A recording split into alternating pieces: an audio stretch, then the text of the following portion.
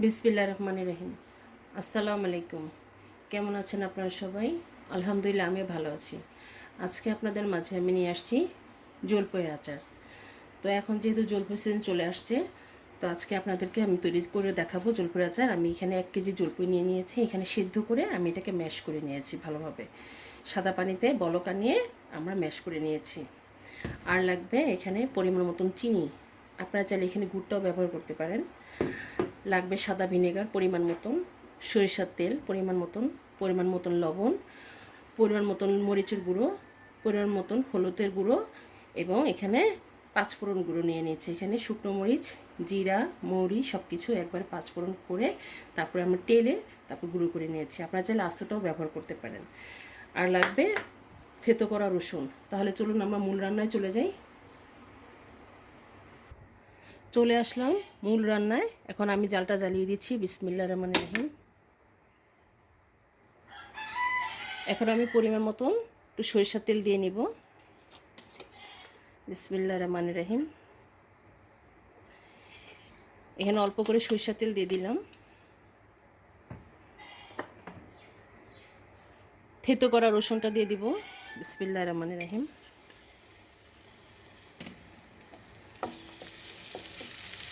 জলপাইয়ের আচারের জন্য সরষার তেল অল্প হলেই হয়।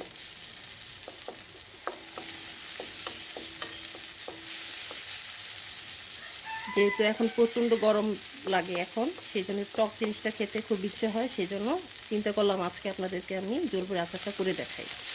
তো আমার কাছে জলপাই যেহেতু ছিল, সেই জন্য আচারটা করে আপনাদের সাথে শেয়ার করছি। এটা বেশি ভাজা বা লাল করার প্রয়োজন নেই। এখন আমি এর মধ্যে সেদ্ধ করা যে জলপাইটা আছে সেটা আমি এর মধ্যে দিয়ে দিচ্ছি। বিসমিল্লাহির রহমানির রহিম।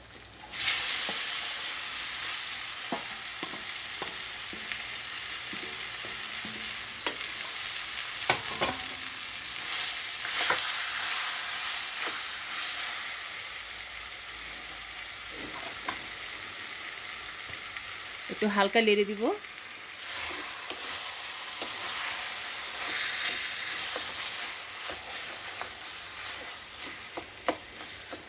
একটু নাড়াচাড়া করে আমি এর মধ্যে এখন হলুদ আর মরিচের গুঁড়ো আর লবণটা দিয়ে দিব। এখানে আমি হাফ টেবিল চামচ হলুদের গুঁড়ো দিয়ে দিচ্ছি, হাফ টেবিল চামচ লাল মরিচের গুঁড়ো দিয়ে দিচ্ছি,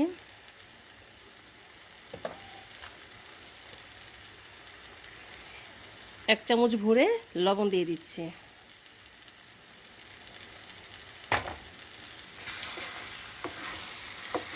এখন এটাকে ভালোভাবে নেড়ে নিব।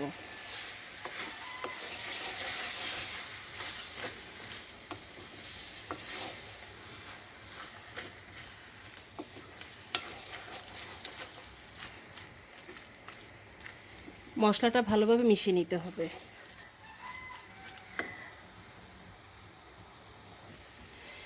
এখন এর মধ্যে আমি যে চিনিটুকু আছে সেটা আমি পুরোটা দিয়ে দিব। যেহেতু আমার এখানে 1 কেজি পরিমাণ জলপাই আছে, তো আমি এখানে আধা কেজি পরিমাণ আমি চিনি নিয়ে নিয়েছি। আপনারা আপনাদের টেস্ট অনুযায়ী দিয়ে নেবেন। কেউ একটু টক বেশি পছন্দ করে, আবার কেউ একটু মিষ্টি বেশি পছন্দ করে। তো আমার কাছে মিষ্টিটা একটু বেশি পছন্দ, সেজন্য আমি চিনিটা একটু বেশি করে দিয়ে নিয়েছি। আপনারা চাইলে এর সাথে গুড়টাও মিক্সড করে নিতে পারেন। ভালোভাবে নেড়ে নিচ্ছি।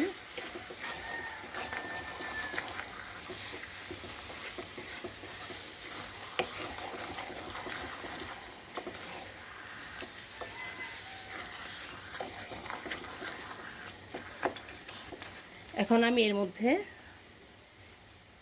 1 টেবিল চামচ পরিমাণ ভরে আমি সিরকাটা দিয়ে নিচ্ছি, ভিনেগার, সাদা ভিনেগার। এটা দেওয়ার চেষ্টা করবেন, যেহেতু অনেক দিন যদি আপনারা রাখতে চান তাহলে এই সিরকাটা অবশ্যই দিবেন।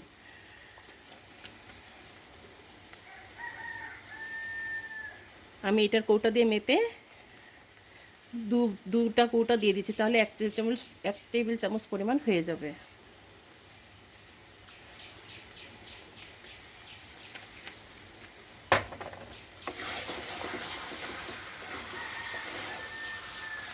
ভালোভাবে নেড়ে নিতে হবে।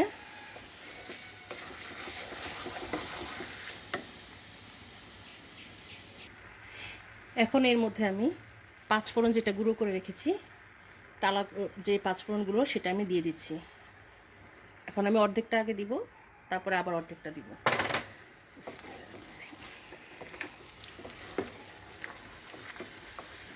আপনারা চাইলে বিট লবণটা দিতে পারেন, তো আমার কাছে বিট লবণটা নেই, সেজন্য আমি দিলাম না। তা আপনাদের হাতের কাছে যদি থাকে বিট লবণটা, তাহলে অবশ্যই দিয়ে নেবেন, তাহলে টেস্টটা একটু বেড়ে যাবে।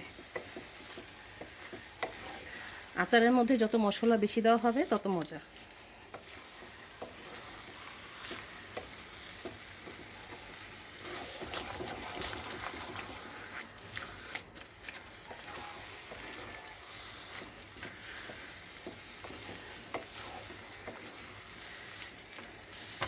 এখন যে বাকিটুকু রয়ে গেছে সেটাও দিয়ে দিব।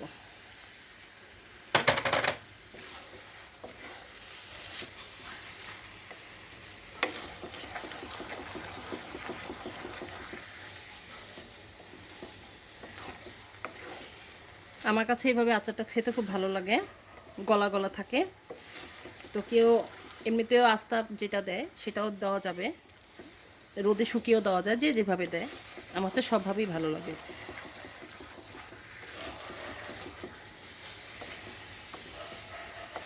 আমাদের এটা মেলানো হয়ে গিয়েছে,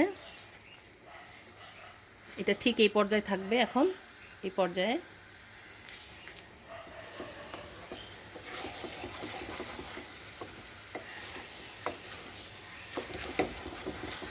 এখন আর চুলায় রাখবো না, আমাদের এটা তৈরি হয়ে গিয়েছে। এখন আমরা নামিয়ে চলুন পরিবেশনে চলে যাই। তৈরি হয়ে গেল আমাদের মজাদার জলপইয়ের আচার। এই যে দেখুন, মাশাল্লাহ, দেখতে ভীষণ সুন্দর লাগছে। আপনারা বাসায় অবশ্যই একবার ট্রাই করে দেখবেন, ইনশাল্লাহ আপনাদেরটাও ভালো হবে। এই আচারটি আপনারা পোলাও, খিচুড়ি এটার সাথে খুব জমে যাবে, এবং সাদা ভাতের সাথে অবশ্যই ভালো লাগবে, পাতলা ডালের সাথে। তো আপনারা অবশ্যই এভাবে ট্রাই করবেন। আর কেমন হয়েছে আমাদেরকে অবশ্যই কমেন্ট করে জানাবেন। আমার জন্য দোয়া করবেন, আমি যেন আপনাদের মাঝে আরও নতুন নতুন রান্না নিয়ে উপস্থিত হতে পারি। আপনারা যে যেখানে আছেন ভালো থাকেন, সুস্থ থাকেন। আল্লাহ হাফেজ।